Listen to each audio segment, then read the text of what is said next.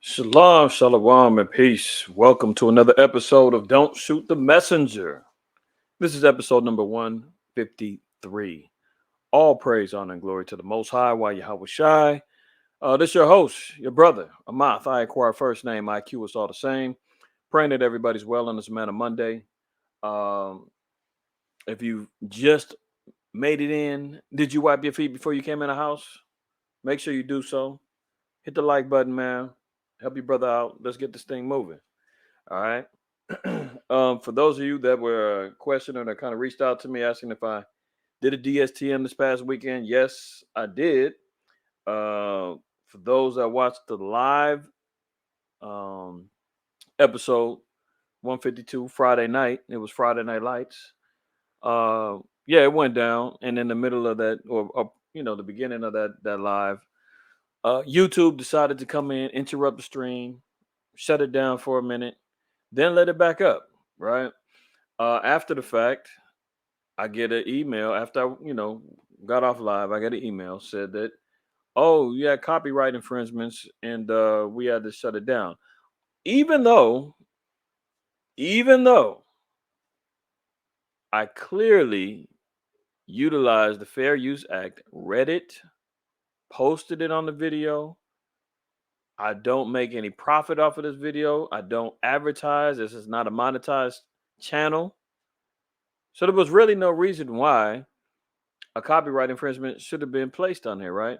So I'm looking and they said, well, we just interrupted your video. It's not a strike. And we put it back up after the copyright was over, something like that, right? So I understood that. Then later on after that, I get another email saying that the video was removed for copyright.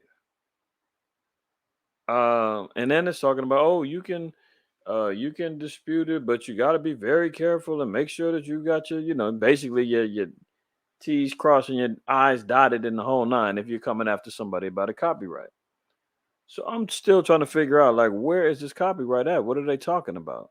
So they give me the example and they said that I use music from some sister. I forgot her name. I use music from some sister, right? Um, Anybody that's seen that live on Friday, I played no music at all. Now, if you notice from the video clip that I used from Comedy Central, Stephen Colbert's show, and had the guy on there that was the editor of Foreign Affairs magazine. His name is escaping me right now, but nonetheless, um, I used that clip right now.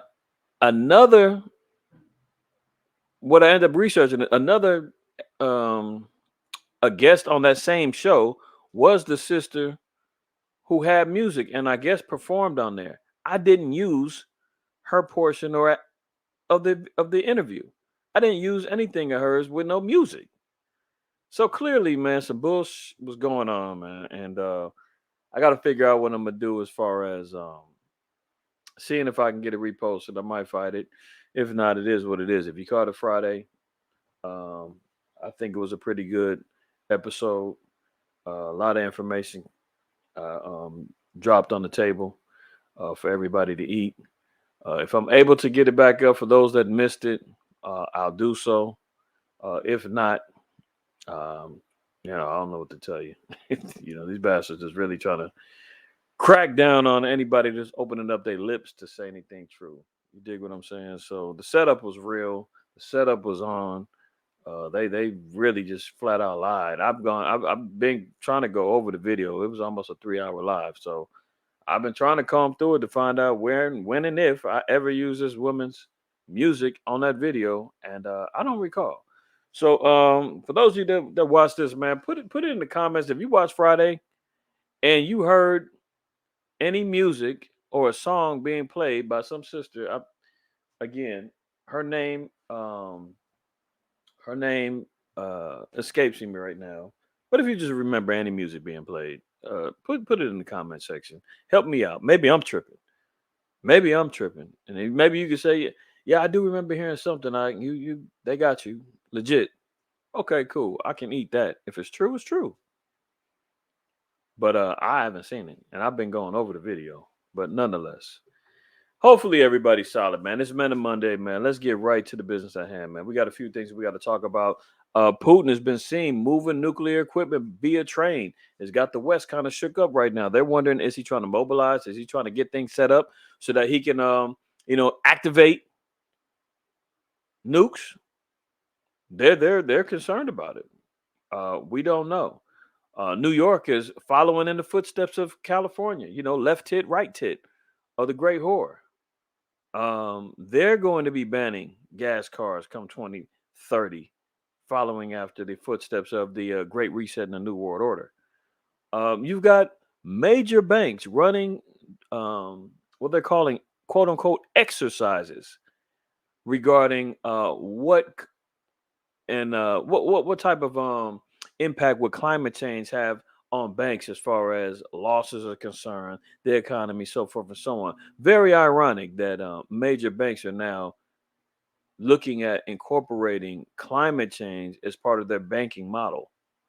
And we've talked about what that means as far as new economy, new system of payment, new um, one world currency type thing. You dig what I'm saying? And they always need an excuse to make changes. So we're going to look at that as well. We're also going to look at how the Most High is judging Cuba, man. Cuba, uh, I haven't seen too many, report on this or talk about it. But nonetheless, days before Hurricane Ian hit Cuba, they approved same sex marriage and approved same sex couples with the ability to adopt, following after White Zaddy, who they're supposed to be against. It's supposed to be a communist regime that doesn't get along with America. But here they are, schmoozing up to the Great Whore, wanting to be part two, following after the spirit of Sodom, approved gay marriage. And then guess what? Our Father who art in heaven came down and slapped the hell out of them with that hurricane, and they still suffering. Matter of fact, they're over there begging White Zaddy right now for some money. Okay. So we got a few things we're gonna look at, man. Let's get right to it. I don't want to beleaguer the points anymore. I don't want to take too much of your time.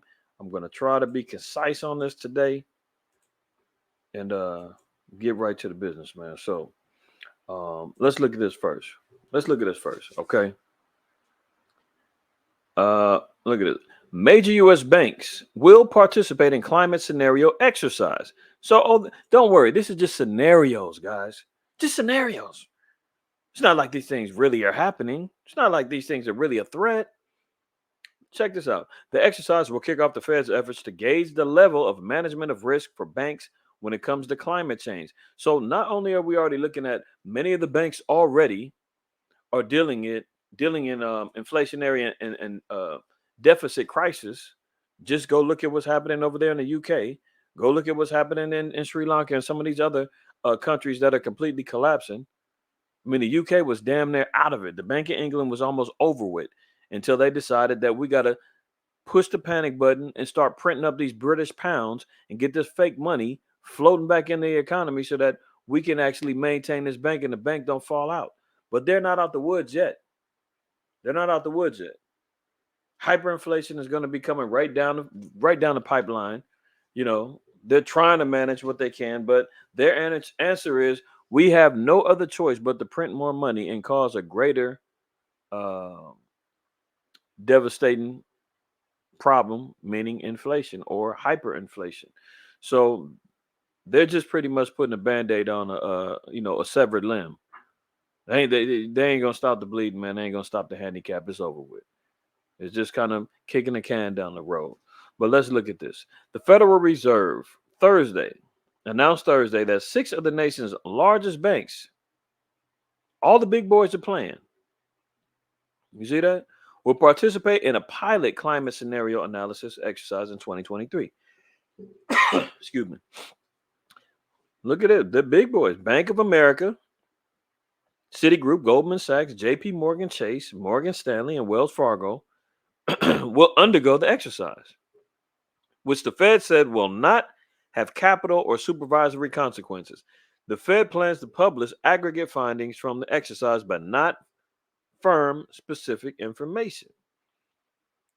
The exercise, which had been expected, will kick off the Fed's efforts to gauge the level of management of risk for banks when it comes to climate change. Oh, so, when these climate crises hit, how does this impact the banks and their business, right? After European regulators already mounted similar efforts. So they said they've already tried this in Europe and look what's happening. Did it help? No. But check this out. The the potential effects of climate change, namely through rising sea levels, worsening floods and fires, and government policies transitioning away from carbon heavy industry, could destroy trillions of dollars of assets around the globe. So here they are, they're concerned about, because the flood levels is rising, because fires from the sun is too much going on, the banks are going to mess around and lose trillions of dollars of assets. Now they said they're just going to start doing this in 2023. Well, haven't we been talking about already them moving towards a new form of payment, social credit scores, a climate card, you know, to monitor your behavior, to monitor your carbon footprint, Slow Biden, we just got through talking about last weekend. He's gonna in his effort to battle hunger by 2030, food credits will be instilled on people's cards, you know, and to make sure that you're exercising. That's why you see the little Fitbits and the new Apple watches that's regulating if you're ovulating, ladies. They want to know if you're fertile or not. They want to know how far you walking, where you going. They want to know if you're swimming. They want to know what you're eating. And all that's going to impact you with these eco cards, right? Look at this. This eco-friendly credit card puts a limit on your carbon. This was in January 2019. They've been talking about this and putting it into effect, and I've covered this and showed this before. See this? 3 years old. This has been on the table.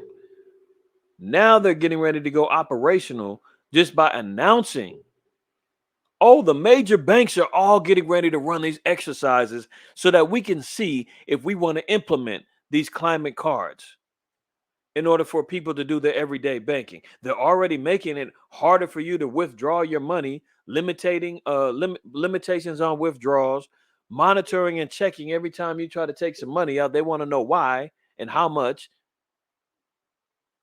Every bank has a limit. If you want too much, you got to fill out paperwork and asking them how come and where you going and why you need this money. And hold on, it's going to take us 3 days. Come back later. Because they ain't even got the damn money in there. So look at this. According to the 2018 survey commissioned by the Swedish Environmental Protection Agency, 95% of Swedes think their country will be affected by climate change in the future. The same survey also highlighted that 81% of the population believes Sweden can do something to reduce the impact of climate change. Didn't we just read that earlier? That these tests were already being done in Europe, right? So 3 years ago, they were already putting these things into effect. See this? After European regulators already mounted similar efforts. So this is where we're introducing and looking at this particular point about the new eco card. Oh, they're going to watch what you're buying, what you're eating, your carbon footprint, how much are you, affecting climate change? Are you recycling? All of that is going to affect you. Then they're going to mount it on with the social credit score. Your nosy neighbor next door. Oh, is he watering his lawn? My brother knows what I'm talking about. What's he doing over there? Call the police. Water police come. Oh, you're hurting the environment. You're affecting the drought, and we're gonna have to dock you. $500 fine. You say, okay, when can I pay? Don't worry, it's already been deducted from your carbon card. Well, I only had 700. Oh, well, you got 200 now. But I gotta eat. Too bad. Inflationary cost of the food right now, $200 will probably get you a loaf of bread, some bologna, in a bottle of water by this time. So, considering the country's celebrated penchant for innovation and startups, it's easy to understand why so many green businesses and climate initiatives are taking off in the land of IKEA and ABBA. One of the latest additions to the Swedish green startup scene is Doconomy, a fintech company founded in 2018 by John Phil and Matthias Wickstrom with the aim of taking banking more eco-friendly and consumers more aware of the environmental consequences of their spending lifestyle. This is the Doconomy card. You know, they already got oh, they took it down, huh? Interesting. Well, this is what the card is going to look like. There's another card that I showed y'all not too long ago, and it was called the wow, that one's escaping me too right now. Begins with a C. Hold on, let me think about it.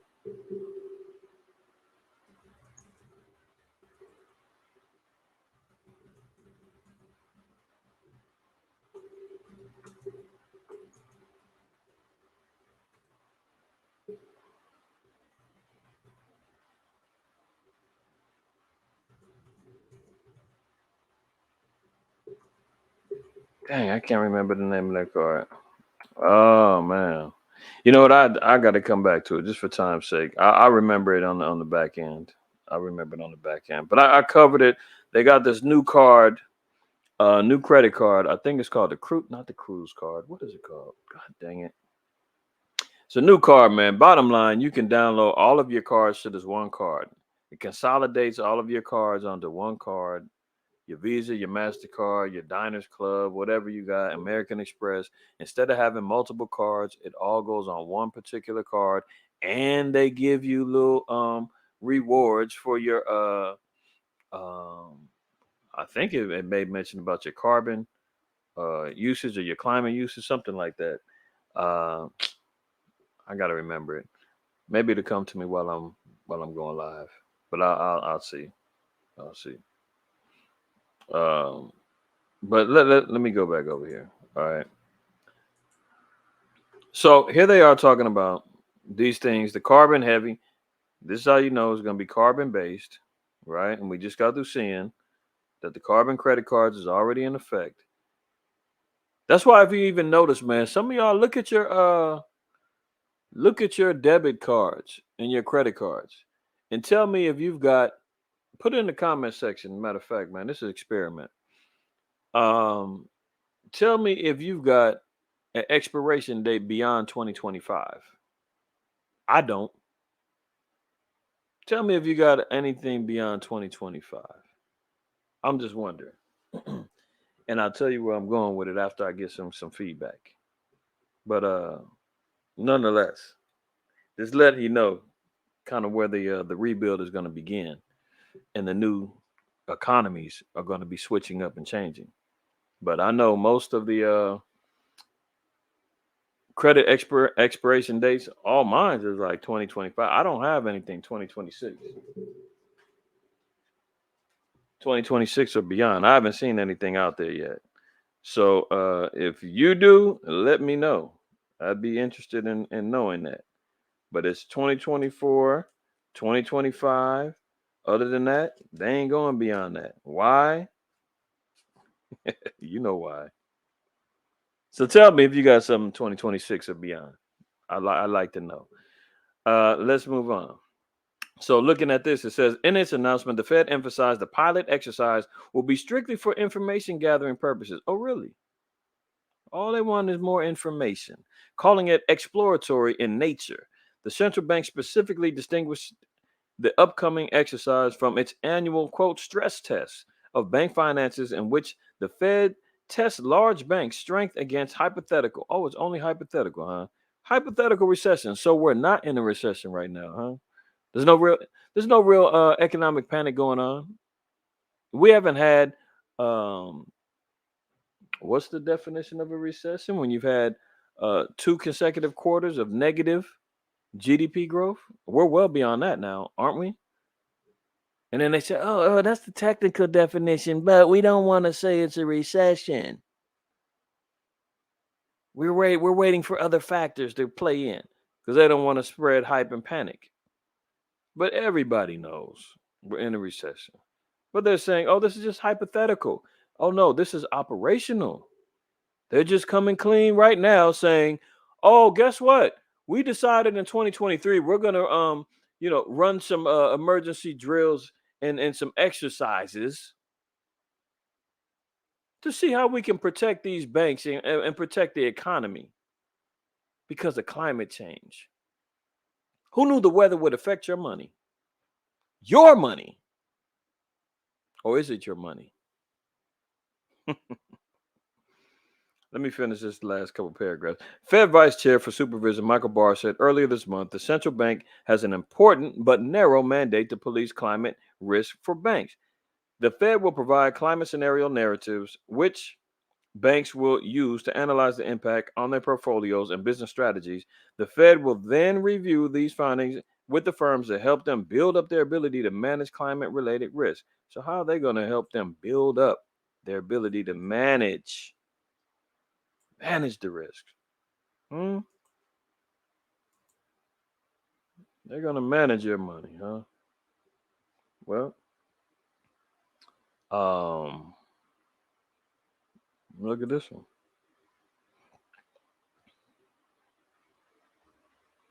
See, it's over here spinning now, man. Let this thing go, man. Let go, Satan. All right, see that? Innovative climate action. New credit card limits climate impact of users. Oh, so you got limitations. I have to cut you off, huh? Is that what we're talking about?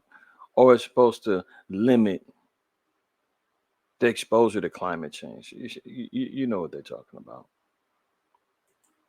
Credit card limits climate climate impact of users. So they have to initiate limitations so that you save the earth. You know, that's what they're talking about. Let's move on. Actually, let's go here. Let's get to the big boy right now.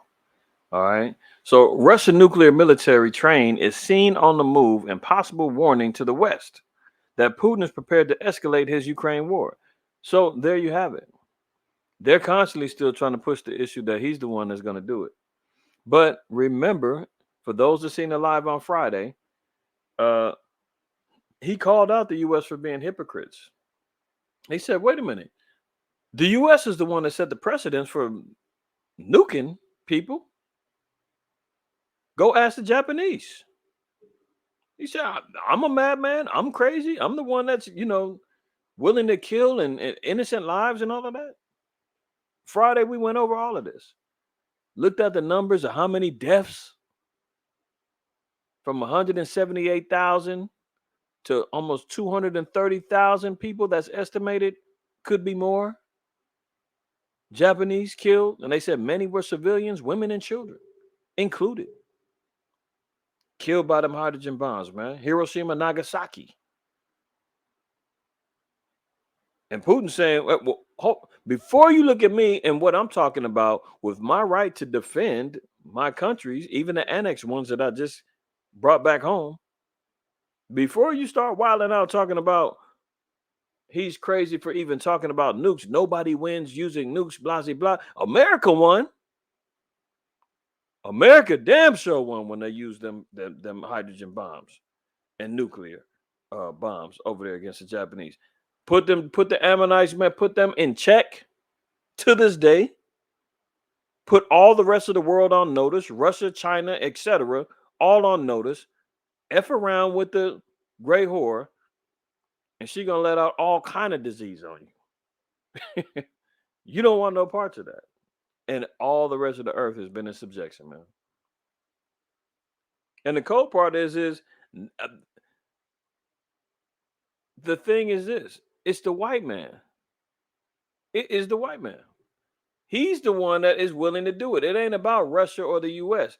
They the same people from the sea to Edom. So just as crazy as America was to launch nukes, under the white regime and white leadership. Hey, Putin is just the same. So will he and can he? Absolutely. 31, what is it? 27? Am I in? Oh, Slocky. Hold on. I'm looking for Genesis 27. Yeah, I think I want 41.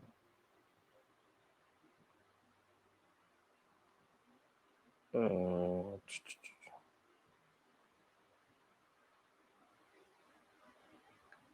where's that at? Hold on.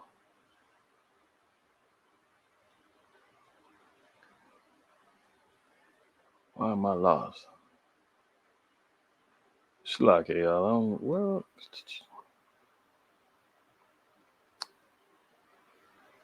unless I'm in the wrong chapter.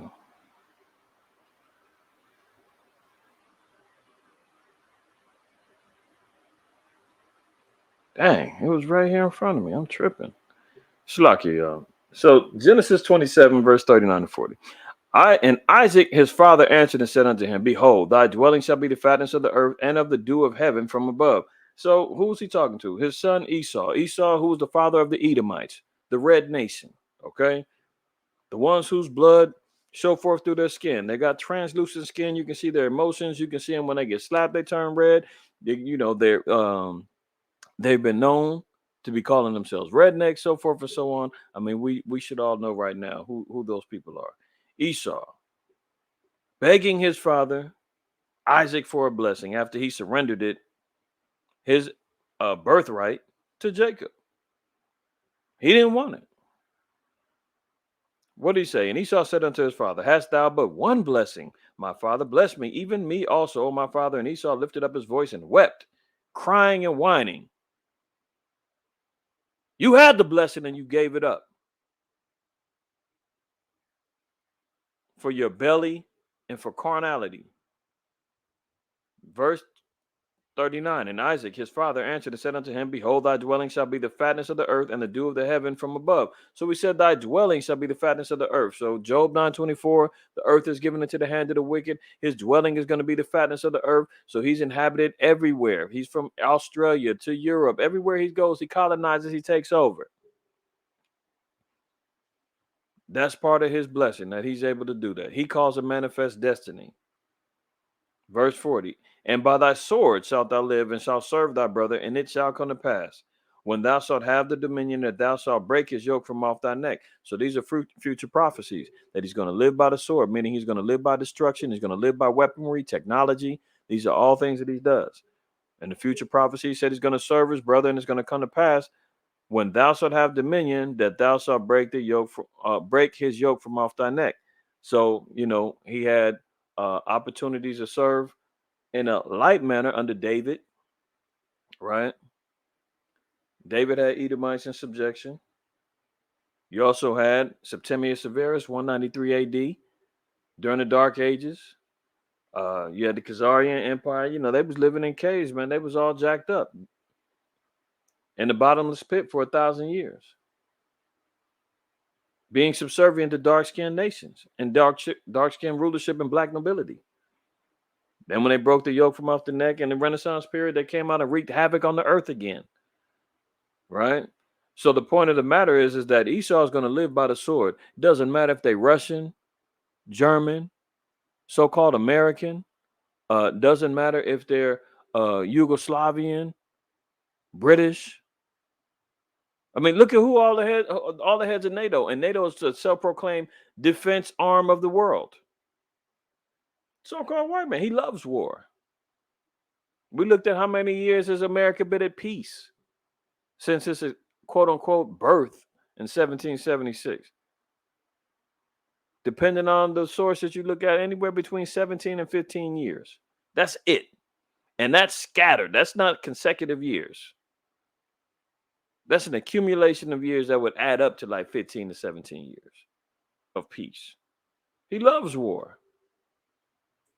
So will Putin use nukes? I think so. The Bible believes, but the Bible says that Russia is going to utilize nuclear weaponry.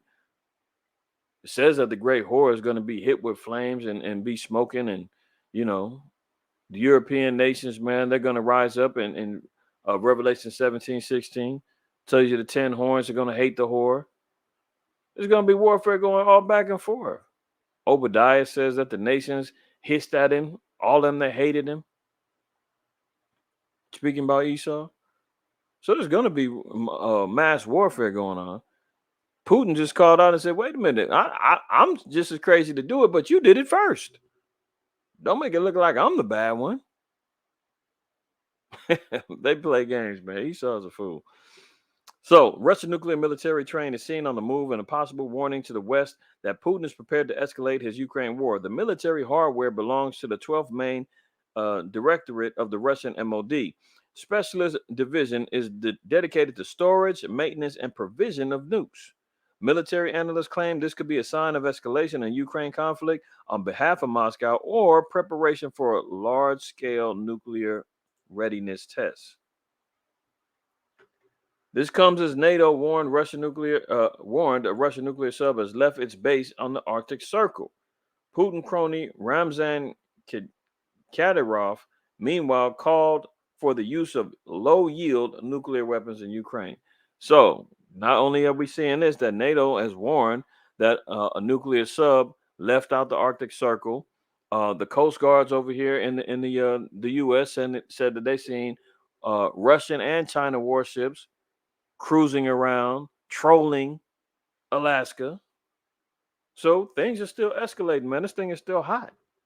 This thing is still hot, man. So stay tuned to that. We're going to move on. Good on New York. Good on New York. Like I said, man, depending on where you're standing, east or west, left or right, these are the two breasts of the great horror. And they're leading the charge. So California has already put it out there. New York is joining the fray. End of the road. New York will join California in banning the sale of new gas powered cars by 2035. New York will become the second state after California to ban the sale of new gas cars by 2035. However, the city lacks infrastructure to power tens of thousands of EVs. Every city does. California does too. This is how you know this is a big old setup, that they're going to collapse everything. They're putting it out there as if there's options for you to have. Hold on.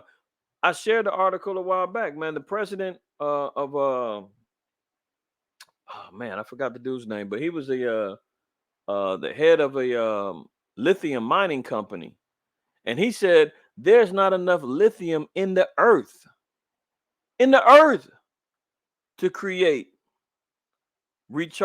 electronic batteries or charging stations by 2030, 2035. He said it's not even possible. Not by that deadline. He said eventually we'll be able to keep mining and find it, but the dates they talking about ain't happening. So what's that mean? They're going to start cutting people's ability to have private ownership of cars. If you got gas cars, you're going to get hit with heavy fines. People that got older cars, you're out of here. They're going to be broke down. Mechanics ain't going to be able to work on the cars no more. You're going to have to utilize public transportation. So they're going to have all their eco-friendly trains and buses and everything else waiting for you to ship you in and out of your slave jobs. Right? This is what they're doing. They don't even have the infrastructure ready to go for this, but they just saying, "Well, we'll have it by then." But right now, we're putting it out there. It's over with. And the makers and the blueprints are saying, "We don't have it, and we're not gonna have it." What are they doing? Let's finish this up. There are currently 677 charging stations across the 5 boroughs that service at least 15,000 registered electric vehicles. Officials say they are adding 10,000 more by 2030, but this may not be enough to meet the demand. This is what the officials are saying they're going to do. But the people that's building them saying we don't have the resources to find it to fuel these things. And the prices is even going up, just as we're seeing gas go up exponentially, man. Gas is out of control. You damn near can't find no place in California, well, at least in LA right now. I'm pretty much on gonna put it out. California, that's below $6. The cheapest gas places everybody knows is Arco. They're at $5.99 and above. Downtown LA is damn near $8. And then you got all these EV stations that's getting overused, burnt out, and you paying extra for those. That cost is even going up. You see, we was talking about this yesterday, man. What about people that live in apartments or whatnot? Where you gonna put all these EV stations for everybody that's living in apartments? You got 40 people, 40 units in an apartment. Everybody or half or 30, let's say 80% of them got EVs.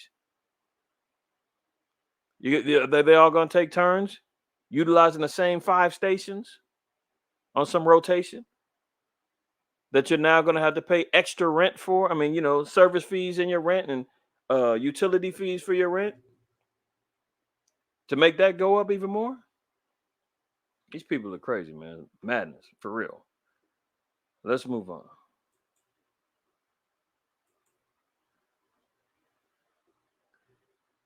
The fallout from the hurricane still is in effect. Look, in panic mode, fear of not enough water, food, and gas in Florida's coastal towns after Ian. Look at the devastation, man. People are concerned that they don't have enough supplies. I don't know how many times we got to talk about it, but I guess that point is still going to have to continually get hammered home. Ask Mississippi, ask Florida, ask people in Texas that's experienced, when they had them blackouts and the power went down in Texas a year and a half ago, and they was down like 7 days. You understand, from that winter storm. People that live in those areas of these threats, most, I ain't gonna say most, because a lot of these people, man, is all jacked up. You would think that they would be a little bit more conscious of prepping and making sure they got some things in order, because this happens yearly. Some are worse than others. This year just happened to be a major one that the Most High went and blew down some houses and blew down some buildings and flooded out the place. But now they're in panic mode out there. Fear of not enough water, food, and gas. See, that's where we at right with it. While most Floridians woke up to a normal Sunday with plans for church, family gatherings, and football watching, many people in Southwest Florida coast, the areas most ravaged by Hurricane Ian, spent the day growing weary, frustrated, and angry as they waited for electricity, gas, water, food, and other basic needs. And just because you had the stuff, people was getting flooded out. That stuff could have got ruined. Who knows? But they do have waterproof sealants for your food, for your water, for certain stuff. So, it's all in how you look at it, all in how you prep. But people that are living in the spirit of the Lord have said wisdom and knowledge shall be the stability of our times. You'll utilize research and you'll find out if you're in them areas. How do you preserve your stuff? But just wanted to put that out there, man. Panic is going down. They out there really desperate right now. And they said they don't know when uh, this thing is going to get cleaned up, power restored, so forth and so on. So imagine that. Look at this. Now this is the last one I wanted to bring out too. Cuba legalizes same-sex marriage and referendum will allow gay couples to adopt. That was on September 26th, right? September 26th.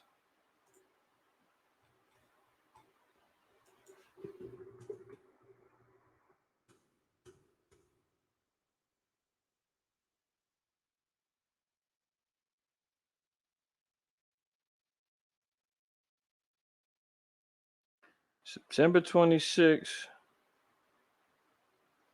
And look what happened the next day. Hurricane Ian strikes Cuba, lashes the island with heavy rain and gusty winds. September 27th. Let's go back. September 26th.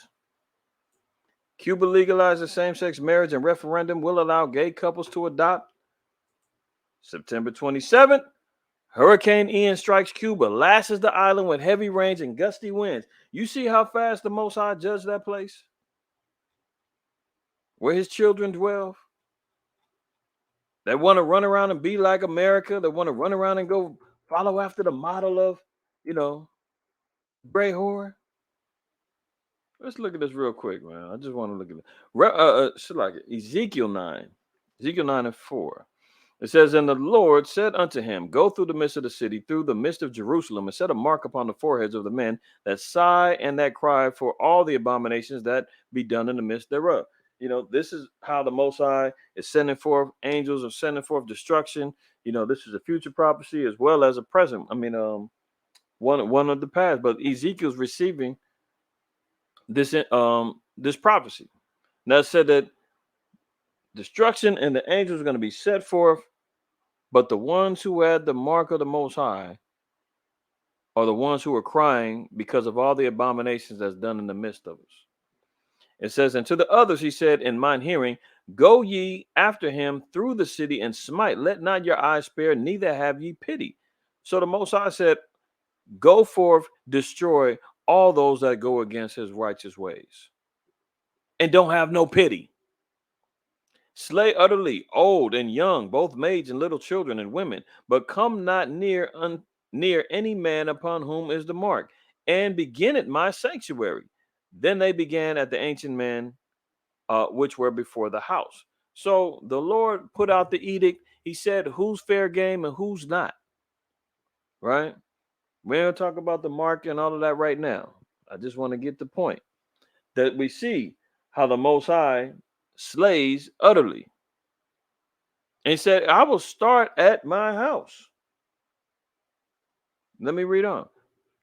And he said unto them, defile the house and fill the courts with the slain. Go ye forth. And they went forth and slew in the city. And it came to pass while they were slaying them, and I was left, that I fell upon my face and cried and said, O Lord, Yahweh, wilt thou destroy all the residue of Israel in thy pouring out of thy fury upon Jerusalem? Then said he unto me, the iniquity of the house of Israel and Judah is exceeding great, and the land is full of blood, and the city full of perverseness. For they say that the Most High have forsaken the earth, and the Lord seeth it not. Look, that's how our people is going to be reacting. They're seeing the judgment of the Most High hit. Ezekiel had to pray to the Lord. He said, oh, Lord, are you going to destroy all of Israel? Like none's going to be saved. He said, no, this is how bad it is. When we read about Zechariah 13 and 8, about 2/3, 2 parts going to be cut, 2/3 are going to be cut off and die. We're talking about the people who's as the sand of the sea. A vast amount of people are going to be put to death.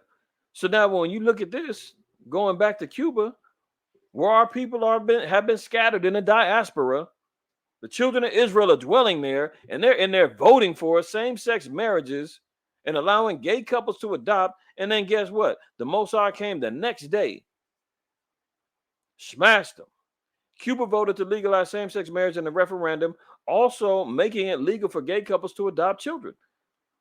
The referendum passed with 94% of the votes being counted at a nearly 2-to-1 margin, with 3,936,790 voting in favor and 1.9 million against.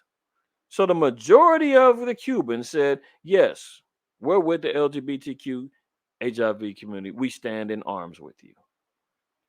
We see what's going on in America. We want to do the same thing.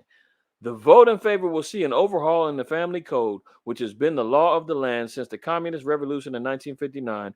The new family code at 100 pages went through over 24 drafts and hours of debates, according to the BBC. Imagine that. And now look what happens.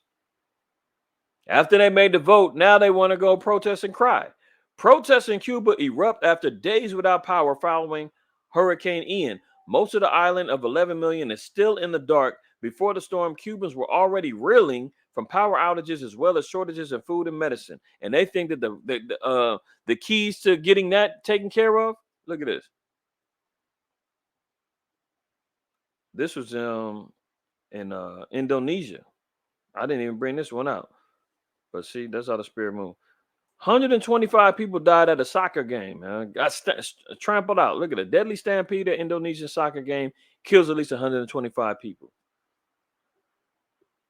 As if all hell isn't breaking loose already in the world, man. These dumbass Indonesians want to run around and kill each other at a soccer game. Good riddance. But that's what they doing, man. Stomping each other out over a damn game. Anyway, let's get back over here to Cuba, man, where our people is at. Most of the island of 11 million is still in the dark before the storm. Cubans were already reeling from power outages as well as shortages in food and medicine.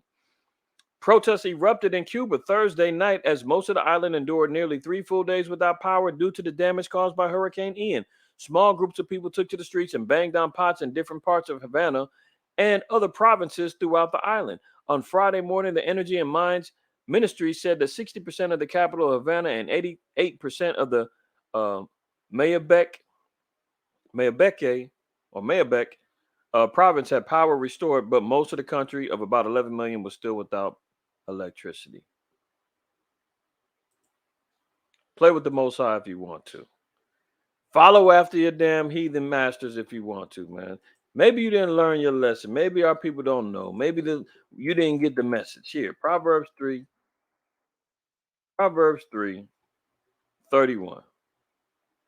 Envy thou not the oppressor and choose none of his ways. Do you not understand that, my Cubano people? We're not to choose the ways of our oppressors, man. The so-called white man introduced all of these particular sodomite laws and rules and regulations and rights, and thank Obama.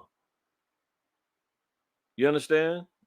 He's the one that introduced it, but they've been plotting and planning on this way and well before that.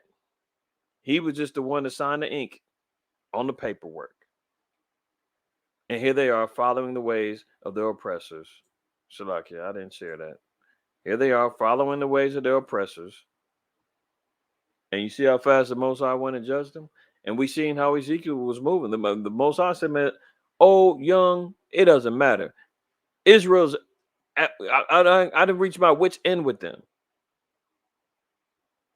He said, man, there's so much wickedness going on within there, man. They got to go. Israel and Judah.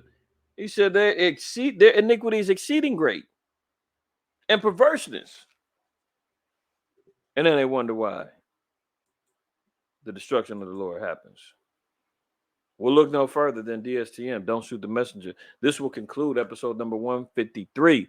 All praise, honor, and glory to the Most High, Yahweh Shah, man. Hopefully everybody stays well, stays solid, has a blessed evening, and Lord willing, see you later this week. Don't forget, tomorrow sundown is a day of atonement. It's a time for fasting, prayer, reflection. We'll be going live with our lesson for a day of atonement. Elder Rasav did a precursor lesson this past Sabbath. If you didn't get a chance to check it out, make sure you check it out. This is the time, Israel. You see what's going on in the earth, man. If there's not a better time to repent and seek the face of the Lord, it is now. And that's not a warning, but a promise. Shalom.